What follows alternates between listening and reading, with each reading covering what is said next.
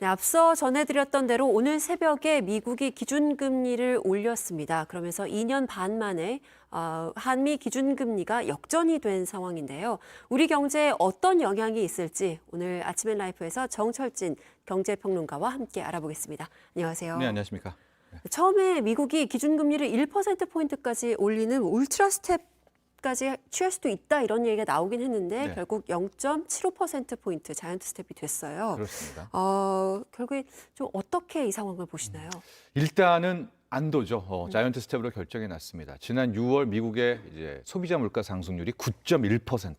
1981년 이후 최고치였었고 이렇게 되니까 직후에 이렇게 물가 잡으려면 한 번에 100bp, 1%포인트를 올려야 되는 거 아니야? 라는 이제 굉장히 그런 전망들이 많았었는데 이후에 그래도 인플레는 정점을 찍을 수 있을 거야라는 것과 함께 자이언트 스텝이죠. 이것도 높은 겁니다. 0.75%포인트 인상설이 우세했었는데 네. 결국 뚜껑을 열고 보니까 일단은 자이언트 스텝 0.75%포인트 인상으로 일단은 이번에 금리 결정이 났고요. 이렇게 돼서 미국의 기준금리는 연 2.25에서 2.5%.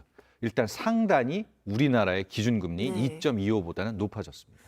근데 지금 이게 끝이 아니라는 네. 얘기가 있어요. 실제로 제롬 파월 연준 의장이 9월에도 큰 폭으로 금리를 올릴 수 있다라고 얘기를 했거든요. 그렇다면 3연속 자이언트 스텝의 가능성도 있다고 보시는 건가요? 그렇죠.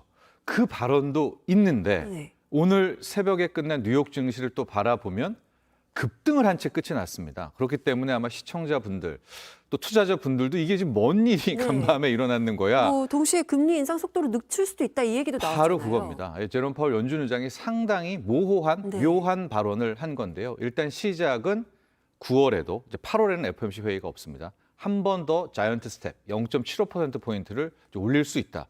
이거는 말씀하신 대로 3번 연속 강력한 금리 인상이 나오는 거 아닙니까?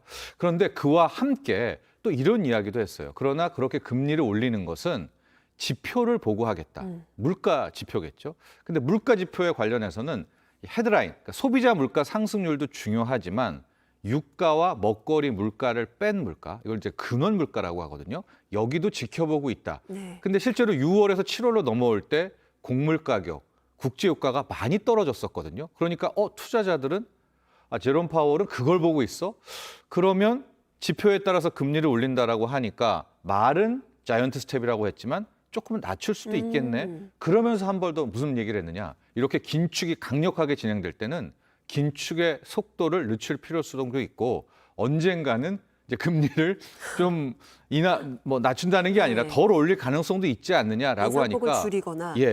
강력한 금리 인상도 시사했고 또 반대 이야기도 했는데 시장은 그 좋은 면 거기에 오히려 집중을 하고 시장을 끌어올렸다. 네. 이렇게 보시면 될 것 같아요. 근데 어쨌든 금리가 이렇게 무섭게 올라가면 경기 침체에 대한 걱정을 할 수밖에 없잖아요. 네. 미국 전문가들의 얘기는 어떤가요? 그렇습니다. 이미 현재 경기 침체 가능성은 매우 높다. 이렇게 보면 될 것 같고요. 어떤 연구기관, 석학들 모두 기간의 문제지. 그게 6개월 뒤건, 1년 뒤건, 1년 반 뒤건 한 번의 경기 침체는 겪을 수밖에 없다라는 이제 그런 전망들이 우세하고요.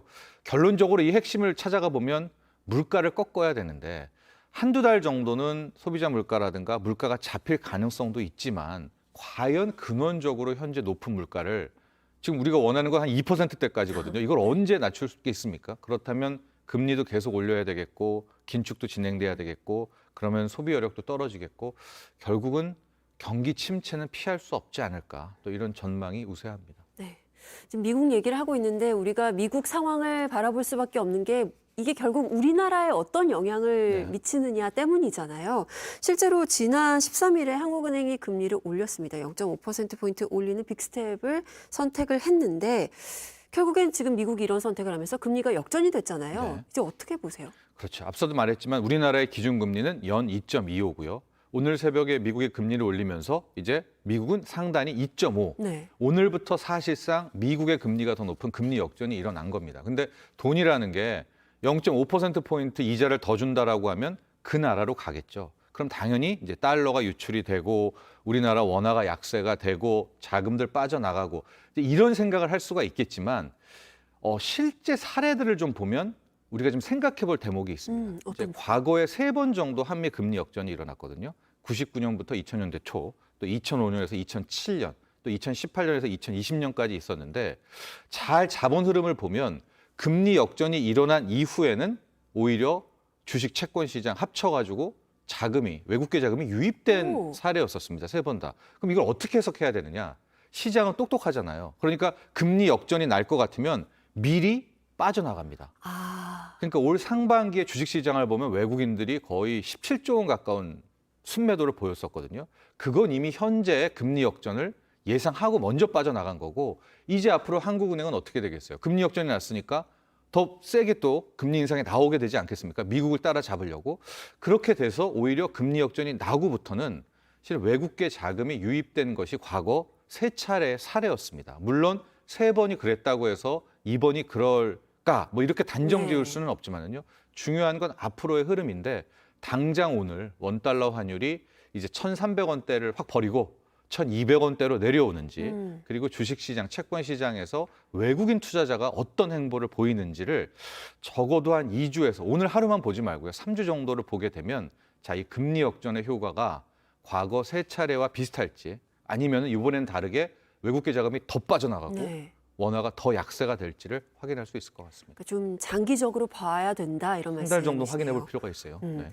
오늘 추경호 경제부총리와 또 이창용 한국은행 총재가 모입니다. 네. 또 경제수장들이 함께 모이겠죠. 어떤 이야기가 나올까? 당장 한국은행이 금리를 어떻게 할지를 많은 분들이 궁금해하실 거잖아요. 맞습니다. 우리도 한국은행 사상 최초로 이제 지난번에 빅스텝 0.5%포인트를 한 번에 올렸지 않습니까? 네. 그리고 나서 이창용 한은 총재가 무슨 얘기를 했냐면 이번엔 빅스텝 0.5로 올렸지만 나머지 기간에는 베이비 스텝 0.25씩 가겠다라고 이야기는 일단 했거든요.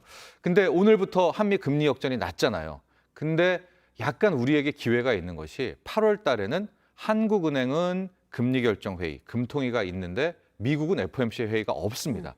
그러니까 우리가 8월에 0.25를 올리면 미국과 같아지고요. 한 번 더 빅스텝을 밟아서 0.5를 가면 이제 미국보다 더 높아지게 되는 이제 그런 상황이 될 텐데 아마도 이제 수장들이 다 모이는 거죠. 재정정책, 통화정책의 수장들이 모일 텐데 한국은행의 고민은 깊어만 갈 겁니다. 네. 그래도 이창용 한은 총재는 일단은 이제 본인의 타임 스케줄, 한국은행 타임 스케줄은 0.25%포인트로 일단 이야기는 했는데요. 아마 이런 것들을 포함해서 뭐 물가에 대한 이야기도 집중적으로 나누지 않을까 보여집니다. 어쨌든 너무 서두르지 않고 좀 길게 보면서 준비를 하는 게 좀 중요해 보입니다. 지금까지 정철진 경제평론가와 얘기 나눠봤습니다. 고맙습니다.